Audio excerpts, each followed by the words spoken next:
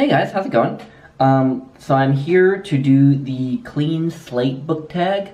I was tagged by Rebecca over at Rapacious Reads. I'll leave a link down to in the description to her channel. You should absolutely all go subscribe. She's a wonderful newer booktuber. I originally, when I first saw this tag, I was kind of intrigued, but didn't think to do it just because I didn't feel like I would have particularly interesting answers. But I've kind of thought about them, mulled them over in my mind, and also I now have the official obligation, since Rebecca tagged me, that I decided I would go ahead and do it. So, the first question is, number one, are there any genres that you're going to read more or less of in 2018?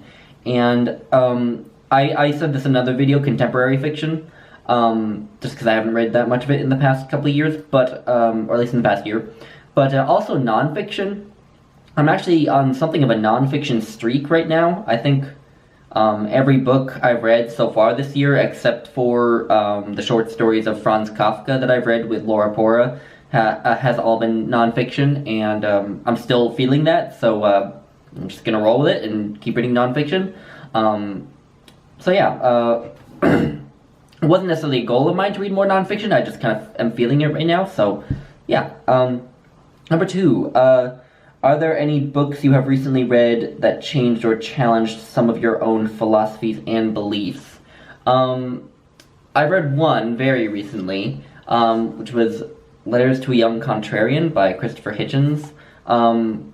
Christopher Hitchens was a writer who I got a lot of hearsay about from other people, and so for a long time didn't want to read him, didn't think I would get anything out of him because I thought I disagreed so strongly with a lot of the views I'd heard from him. And there were definitely views he expressed in this book that maybe I didn't agree with entirely, but still, he's made me want to kind of rethink how I evaluate my own beliefs and how I evaluate other people's beliefs, and how I evaluate issues in general, to try to be as objective as possible, I guess. Yeah, I really want to read more of his work, because I think he's someone who will challenge me even more if I delve more deeply into his work. And the other one, I've becoming a broken record talking about this book, but The New Trail of Tears by Naomi Schaefer Riley. And the main aspect of it actually is one that I wasn't expecting from a book like this. I sort of knew vaguely that Native Americans weren't doing very well, so I didn't exactly need Naomi Schaefer Riley to tell me that they weren't doing well. I didn't need her to tell me the details, because I didn't know most of the details. Something that I always had a hard time believing in was an idea that I feel like conservatives talk about a lot, American political conservatives talk about a lot, which is the idea that this idea of dependence, that with enough government assistance, with too much government assistance for too long a time, people become dependent and don't want to take the initiative to really do what they can, to the extent that they can do anything, to change the situation that they're in. And I think she ended up convincing me that it can happen, that dependence. Not that it happens a lot of the time, or most of the time, but that it can happen. Because, unfortunately, it's quite prevalent on Indian reservations. Yeah, that would definitely be one. Number three, who would you recommend for a newbie to watch? And I'm not going to go with a particular channel. I'm going to say other newbies, I think.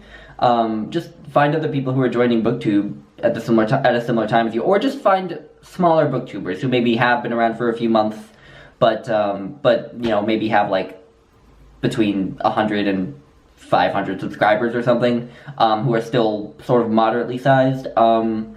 Just because I think seeing those smaller channels sort of brings BookTube down to earth for you, because for a long time what made me hesitant about joining BookTube was just that it all seemed so... all the videos I was watching were by people with like 20,000 or 30,000 subscribers, or by people by Neil Griffiths who are already, you know, infinitely intelligent and articulate, and so that can be a bit intimidating. It certainly was for me. But then I started to watch smaller booktubers, and it really gave me a bit more confidence. Just because I saw the videos. I mean, the videos are a bit less refined, certainly, but people are more likely to respond to your comments if you comment on their videos, and they're more likely to go to your channel and comment on your videos, and then there you have started a relationship with that person, and that can be sort of maybe a booktube friend you've just made. And I think that's the perfect thing to motivate people to just continue on booktube, is making friends like that. Those people you keep watching the videos of, and who watch your videos, and who you exchange comments a lot. And I have a few of those, and it's great. It's definitely kind of what keeps me here, just having that small number of people who are my really good friends, who, in a sense, I kind of make my videos for them. I make them for everyone, but I also sort of have them in mind when I'm making my videos, and that's a lot of fun. So yeah, that's number 3. Number 4, do you have a reading bucket list? Sort of. I have a sort of vague, sort of personal canon of books that I want to read, but it's never stable. It's changing, like, I mean, throughout any given month. And like right now, my personal canon, as I've just termed it, includes a lot of nonfiction, because like I said, for some reason, I'm in this big nonfiction phase. Whereas for most of last year, it included a lot of fiction, or a lot of epic poems. And not that those works that maybe aren't as much in the fore in my personal canon, not that I won't ever read them, just that at the moment I'm not as interested in reading them. I'm more interested in going for nonfiction and things like that. So yeah, I guess I have a sort of weird, flexible bucket list, but I don't know. I don't feel like that's really a bucket list, but it is sort of, it functions the same way for me, and I'm fine with it changing. So yeah, long-winded answer, as usual. Number 5, what is it about BookTube that has surprised you the most? And honestly, I don't know why I wasn't expecting this. I probably should have, but I didn't expect my views to be challenged as much on BookTube by other booktubers and by commenters. And I think that's been great. I think that's one of the best things about BookTube, is you come here, you're in a community of other people who are intelligent and not always like-minded. You don't want to spend all of your time around people who are like-minded in every single way, because that is just an echo chamber. So it's great to be among a community of people who maybe you broadly sort of have a worldview that you sort of agree on, but like in a lot of particulars you disagree, I guess. I don't know. But yeah, so definitely just the fact that it's challenged me, and I've loved that. It's sometimes been rocky. I've mentioned it a few times how sometimes there have been some, well, anyway, I won't go into it again. But yeah. Number 6 is what are some of your goals that don't have to be BookTube related? And yeah, in terms of my BookTube goals, I do have a couple. I want to get back into making, like, not necessarily book reviews, but videos that are just devoted to talking about one book, which I feel presumptuous calling them book reviews, just me personally, not that I'm saying other people who do reviews are presumptuous, just that's how I feel about myself, saying that I could possibly review a book. So I want to do videos but I do want to do videos where I just talk about one book, just discuss my thoughts on it, how I like it, how I feel about it, all these things. Because those videos are a great challenge, I think. I love challenges like that. They are difficult in the moment, but they're very satisfactory in the end. More satisfactory than making another Friday Reads video for me. So yeah, and then non-BookTube goals are pretty mundane. I want to get into a PhD program, which is something I've talked about here. I had a phone interview earlier today, and it went very well. They basically said I'm going to get an on-site interview, which is a good step, but I don't think it's technically finalized. So I don't want to go around parading about this too much, but I did have a phone interview that went well today. And I have 2 other on-site interviews. I've said I want to express my disagreement with people more, and respond to disagreements better. And then another one that I've mentioned before, I want to go on hikes in Illinois and other places. And also one that I didn't mention, and I know it's completely cliche, but I do want to exercise more regularly. But it's not, I don't want to just say I want to exercise more as a vague sort of nebulous goal, because whenever people say I want to exercise more, it's like, okay, yeah, do you mean you're going to exercise 3 days a week, 2 days a week, 4 days a week? What kind of exercise are you doing? Are you doing cardio, or are you doing interval training, or whatever? I actually have a specific goal in mind for this training, and the training I'm going to be doing, the physical activity, is going to help me train for my visit to Grand Teton National Park this summer, and my hopeful visit to Big Bend National Park in the spring. Because the sort of exercises I'm going to be doing will be for hiking specifically.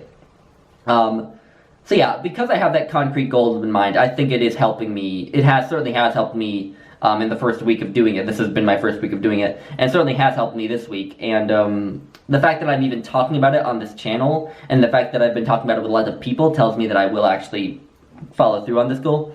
But yeah, so those are my goals, booktube and non-booktube related. Number 7, if you could meet any writer, dead or alive, or any writer, artist, or musician, who would they be? And this is a very influenced by my current feelings, but again, Christopher Hitchens, I think. I would love to meet him.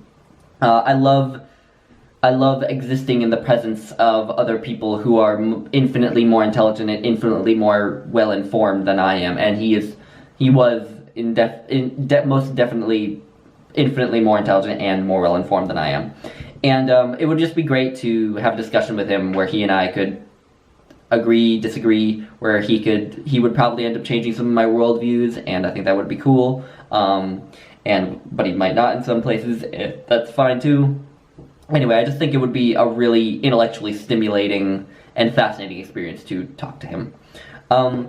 Number 8, would you rather have your life written by your favorite author or be portrayed in a movie by your favorite actor? And my favorite actor is Amy Adams, so unless she's willing to take on a Breaches role, then I would have to say that maybe I would want like some journalist, or maybe like Mary Carr, or like Adam Hochschild, one of those people who writes popular nonfiction, could like write like a 1,000-word essay about how boring my life has been, or something like that. So I suppose that would be my answer.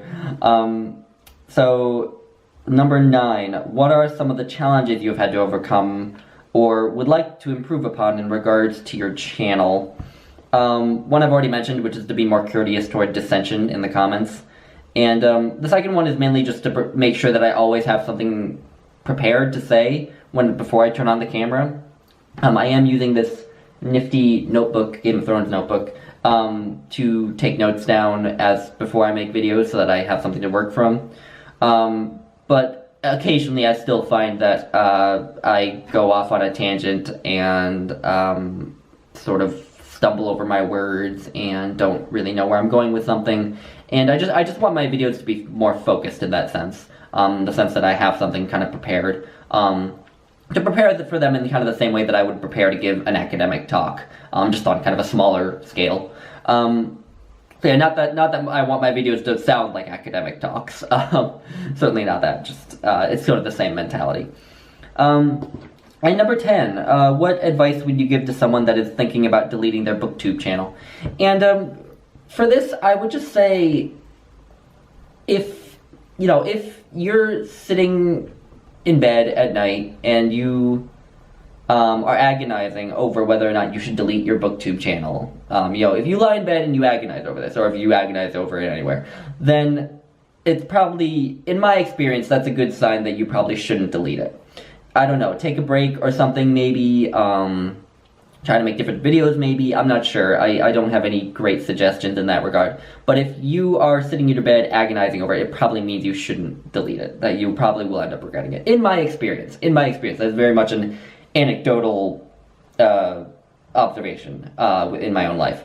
But if you are going about your days and you're thinking about going and hanging out with your friends or going to the mall or doing some other hobby you have, or just reading without making videos about it, and you find that you just don't care about making videos anymore, if you're not thinking about it very often, then that, on the other hand, is probably a good sign that you should probably just delete it.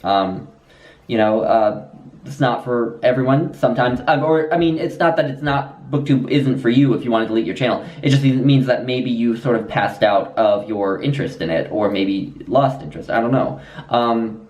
But yeah, I guess I would just say, take a close look at how you're reacting to these thoughts about deleting your channel, because that'll tell you a lot about whether or not you really should delete it. So yeah, anyway. And number 11 is to tag people.